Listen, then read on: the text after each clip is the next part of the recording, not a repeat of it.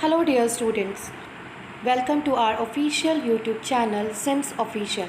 Well, I'm Poonam Som here, your SST teacher, and today in this video we will continue the chapter The French Revolution, and today's topic is France abolishes monarchy and becomes a republic. So let's start it. Hello dear all, welcome to our channel Smart Indian Model School. Smart Indian Model School present Smart Indian EduFun classes. EduFun online classes includes course studies of playgroup to class 12, emotional and communication skills, happiness classes and DIY activities. The same topic which we have started yesterday, and we'll continue it. The first para we have completed, and now we'll start from here. The revolutionary. Earlier you have known that the Marseillaise became the national anthem of France. The Revolutionary Wars brought losses and economic difficulties to the people, and while the men were away fighting at the front and women were left to cope with the task of earning a living and looking after their families. ठीक है, अब यहाँ क्या था, आपने यहाँ पे पढ़ा था कि आर्मी में जो frequently thousand of the volunteers strong, ठीक है, from the provinces and join the army, कि लोगों ने मतलब हर जगह से जो भी पब्लिक थी या मैन थे वो ज़्यादातर आर्मी में अपने आप ही वॉलंटियर बनकर आए थे, कि वो अपने आप ही आर्मी ज्वाइन कर रहे थे. उन्हें लग रहा था कि मोनार्ची के अगेंस्ट ये वॉर लड़ी जा रही है, तो वो वॉर को सपोर्ट कर रहे थे. तो in that condition the revolutionary war, अब जो क्रांति की वॉर थी, ठीक है, लड़ाई थी, उसमें काफ़ी लॉस हुआ था. इकोनॉमिक डिफ़िकल्टीज़ ज़्यादा फेस की जा रही थी पीपल के द्वारा. ठीक है. सो वाइल द मैन, जहाँ पर लोग जो थे, आदमी जो थे वो आर्मी में ज्वाइन हो गए थे, और जो घर की औरतें थी उन्हें ही घर की देखभाल करनी हो रही थी, और पूरे फैमिली की अर्निंग और लिविंग और उनके देखभाल का पूरी जिम्मेदारी लेडीज़ पर आ गई थी, वेमेन पर आ गई थी. Large section of the population were convinced that the revolution had to be carried further as the constitution of 1791 gave political rights only to the richest section of the society. वहाँ France में लगभग means ज़्यादातर लोगों का यही मानना था, या लार्ज सेक्शन का, ज़्यादा से ज़्यादा लोगों का यही मानना था ऑफ द पॉपुलेशन, कि जो 1791 का जो कॉन्स्टिट्यूशन बना था, फ्रेम किया गया था, that was in the favour of only the richest section. ठीक है, कि जो कॉन्स्टिट्यूशन फ्रेम किया गया था वो सिर्फ पॉलिटिकल राइट से रिचेस्ट सेक्शन के लिए ही, रिचेस्ट सेक्शन सोसाइटी के लिए ही बेनिफिशियल रहा है. ठीक है, और वो आम पब्लिक के लिए सपोर्टिव नहीं है. तो political clubs became an important railing, और अब लोग उसका विरोध कर रहे थे. ठीक, सो political clubs became an important railing point for the people who wished to discuss government policies and plan their own forms of action. अब जो पॉलिटिकल क्लब्स थे, कुछ राजनीतिक क्लब्स थे, वो एक इम्पॉर्टेंट जगह या पॉइंट बन गए थे जहाँ पर who wished to discuss government policies, जहाँ पर वो बैठकर आराम से अब गवर्नमेंट की पॉलिसीज़ के बारे में डिस्कस करते थे. ठीक है, जैसे अभी भी हम देखते हैं कि अपने आसपास हमारे पॉलिटिकल पार्टीज़ सब एक दूसरे को क्रिटिसाइज़ करती हैं या गवर्नमेंट को क्रिटिसाइज़ करती हैं, या कई लोग उनके सपोर्ट में भी होते हैं. तो वही कि ग्रुप्स बनने लगे थे लोगों के, और आपस में डिस्कस करने लगे थे, and plan their own forms of action, और उनके अपने भी प्लान उभर कर आ रहे थे कि आखिर ऐसा तो कि अगर गवर्नमेंट ऐसा करे तो ज़्यादा अच्छा रहेगा, ये इस तरह से फॉलो अप होना चाहिए. So the most successful of these clubs was that of the Jacobins.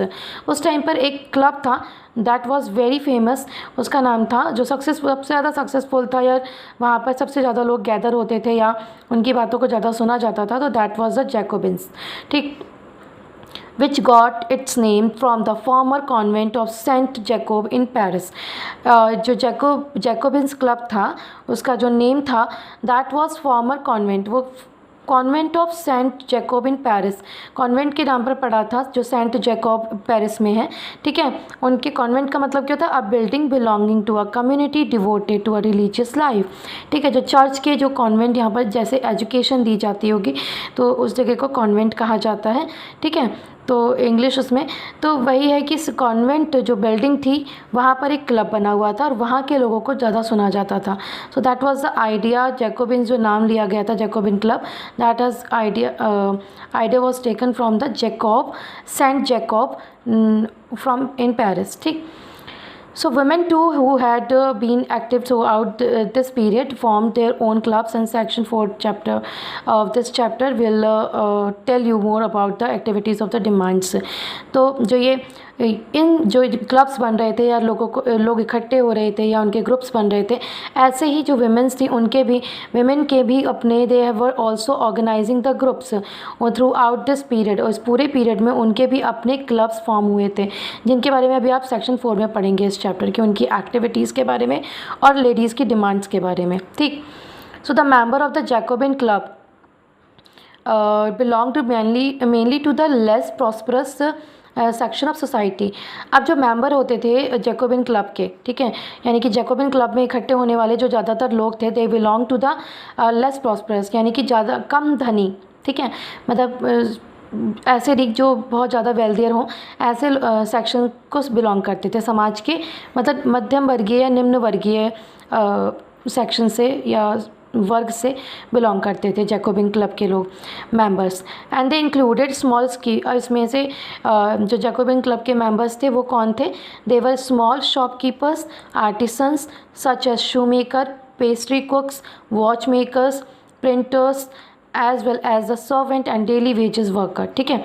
so these all shopkeepers, दस्तकार, शू मेकर्स, पेस्ट्री कुक्स और daily wages worker etcetera and the servants, ये सब पार्ट थे या these were the members of the Jacobin club.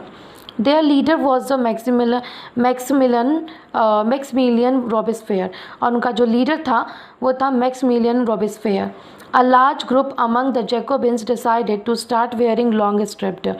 जब ज़्यादा discussion बढ़ने लगा ग्रुप में और लगभग सभी लोग एग्री करने लगे अपने लीडर्स के साथ, ठीक है, तो जैकोबिन क्लब ने ये डिसाइड किया कि एक बड़ा ग्रुप बन गया था जैकोबिन्स का, तो उन्होंने ये डिसाइड किया कि वो वेयरिंग लॉन्ग स्ट्रिप्स ट्राउज़र, कि वो लंबे लाइनों वाले ट्राउज़र्स पहनेंगे, ठीक है। And similar to those worn by the dock workers, जो डॉक वर्कर्स होते हैं ना शिप पर काम, मतलब हाँ शिप यार्ड पर काम करने वाले, तो उनकी तरह वो ट्राउज़र पहनेंगे, जैसे यहाँ पर पिक्चर में दिया हुआ है कि ऐसे स्ट्रिप्स वाले ट्राउज़र्स, ठीक है।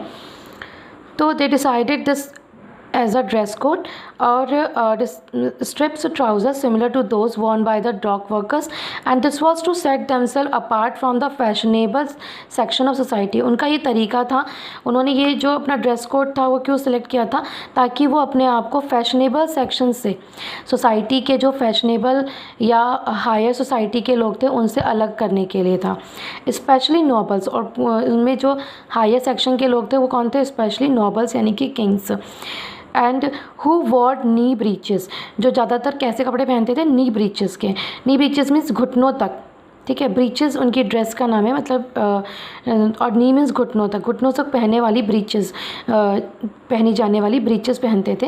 And it was a way of proclaiming the end of the power wielded by the wearers of the knee breeches।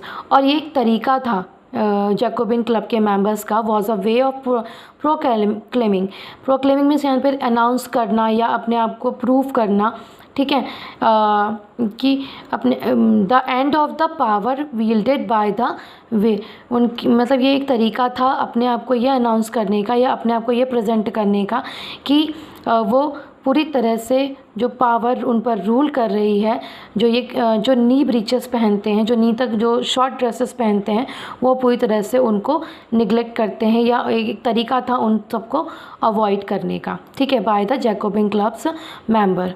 These Jacobins came to be, तो जो जैकोबिन्स मेंबर होते, जैकोबिन क्लब के member थे, उनको Jacobins कहा जाता था, ठीक। So these Jacobins came to be known as the sans culottes, और बाद में इन जैकोबिन्स को सेंस क्लूटोस का नाम दिया गया था, के नाम से जाना जाता था। लिटरली मीनिंग, जिसकी मीनिंग होती है दोज विदाउट नी ब्रीचेस, ऐसे लोग, ऐसे पर्सन या ऐसी लोग जो नी ब्रीचेस को नहीं पहनते हैं, ठीक है, जो नी ब्रीचेस के बिना रहते हैं। Sans culottes men wore the additional the red cap and symbolised liberty. आपने पहले भी सिम्बल्स में देखा था, पॉलिटिकल सिम्बल्स में, तो जो सेंट क्लूटोस के जो मैन होते थे वो रेड कैप भी पहनते थे, और जो ये शो करता था कि they are liberal, they are free. women however were not allowed to do so, मगर जो women थी उनको ये कैप पहनना अलाउ नहीं था, ठीक है। और उनकी ड्रेस ऐसी थी विमेन की, ठीक।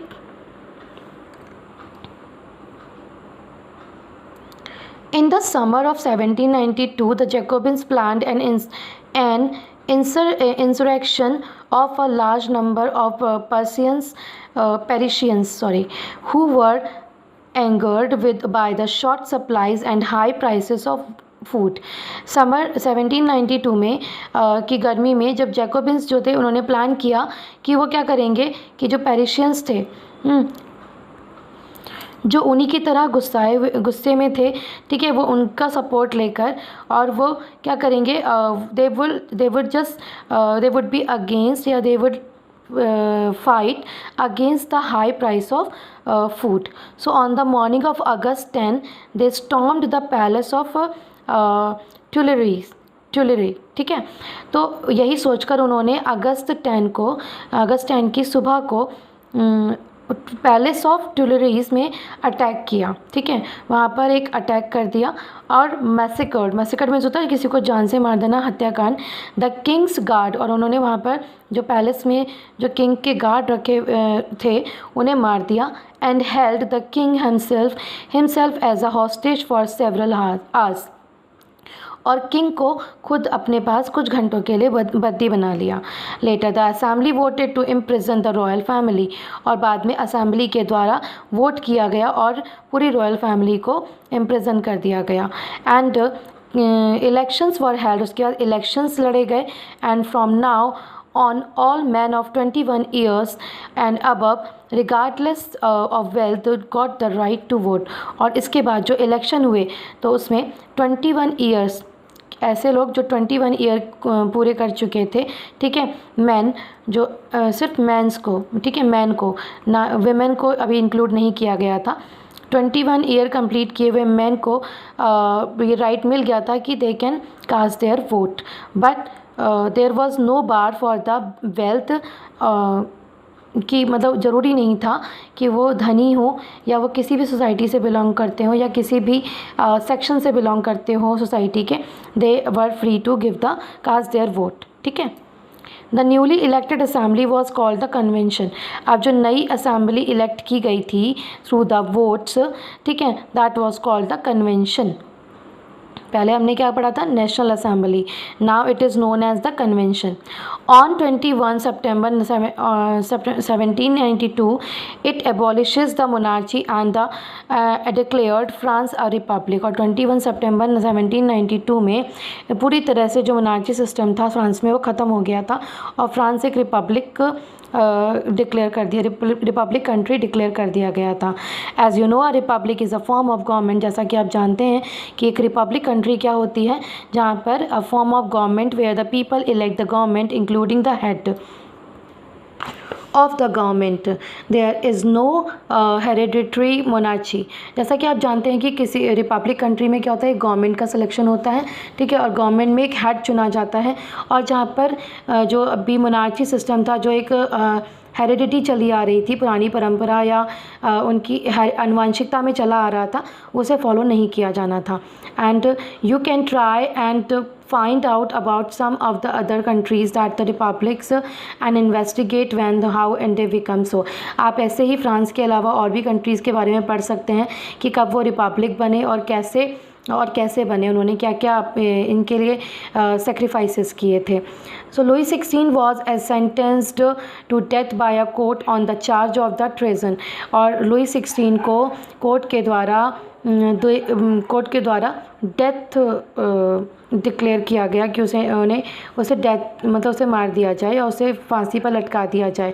क्यों? क्योंकि उनकी तरफ पूरी तरह से लुई 16 के देशद्रोह साबित हो गया था, ठीक है। ट्रेजन मीन्स होता है देशद्रोह, यानी कि अपने ही देश से विद्रोह करना, ठीक। तो कोर्ट की तरफ से आदेश हो गया था कि लुई 16 को फांसी पर लटका दिया जाए। So on 21 January 1793 he was executed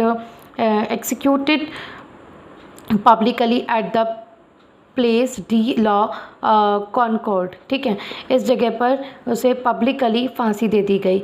the queen Marie Antoinette met with the same fate fortune shortly after, ठीक है।